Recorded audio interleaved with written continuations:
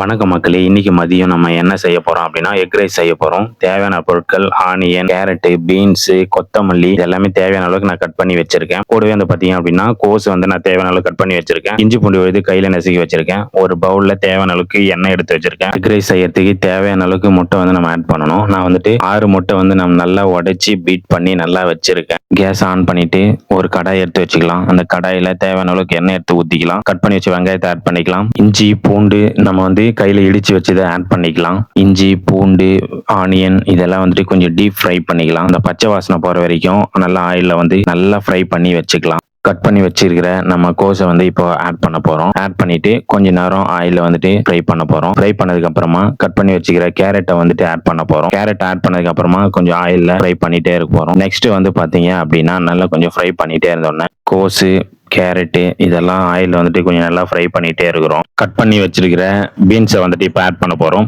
Beans add பண்ணதுக்கு அப்புறமா நல்லா வந்துட்டு ஃப்ரை பண்ண போறோம். பீன்ஸ் கேரட்டு கோஸு இதெல்லாம் வந்துட்டு நல்லா கொஞ்சம் வந்துட்டு ஆயில் வந்துட்டு குக் ஆகணும். நல்லா ஃப்ரை பண்ணிட்டே இருக்க போறோம். 6 முட்டையை உடைச்சி நல்லா பீட் பண்ணி வச்சிருக்கோம். இந்த முட்டையை வந்து இப்போ ஆட் பண்ண போறோம். முட்டை வந்து நல்லா ஃப்ரை ஆகிற அளவுக்கு நல்லா கிளறி விட்டுட்டே இருக்கணும். கிளறி இப்போ ரைஸ் வந்து நம்ம ஆட் பண்ண போறோம். ரைஸ்க்கு நல்லா காரமா வேணும் எக் ரைஸ் அப்படின்னா நமக்கு தேவையான அளவுக்கு மிளகாத்தூள் ஆட் பண்ணிக்கிறோம். வெறும் மிளகாத்தூள், மிளகுத்தூள் ஆட் பண்ணிருக்கோம். தேவையான அளவுக்கு உப்பு ஆட் பண்ணிருக்கோம். கொஞ்சம் கரம் மசாலா கொஞ்சம் ஆட் பண்ணிருக்கோம். இது எல்லாத்தையுமே சேர்த்து நல்லா வந்து கிளறி விட்டுட்டே இருக்கணும். நல்லா ஃபுல்லா கிளறி விட்டுட்டே இருக்கணும். நம்ம வந்து சோயா சாஸ் வந்து நம்ம வந்து ஆட் பண்ணல. எல்லா மசாலா எல்லாமே ஆட் பண்ணிட்டோம். அந்த மசாலா எல்லாமே எல்லா ரைஸ்லயும் வந்துட்டு படுற மாதிரி நல்லா கிளறி விட்டுட்டே இருந்தோம் அப்படின்னா சூப்பரான சுவையான எக் ரைஸ் வந்து நமக்கு ரெடி ஆயிடுச்சு. கட் பண்ணி வச்சிருந்த கொத்தமல்லி வந்து இப்போ வந்து மேல வந்து தூவிட்டு இந்த பக்கம் ஒரு பெரட்டு அந்த பக்கம் ஒரு பெரட்டு சொல்லி நல்லா கிளறி விட்டுட்டு இப்போ சூடான சுவையான எக் ரைஸ் வந்து நமக்கு ரெடி பண்ணிட்டோம். இந்த எக் ரைஸ் வந்துட்டு இப்போ மதியம் நம்ம சாப்பிட போறோம். சாப்பிட்டு டேஸ்ட் வந்துட்டு எப்படி இருக்கு அப்படின்றத நம்ம சொல்ல போறோம். இந்த மாதிரி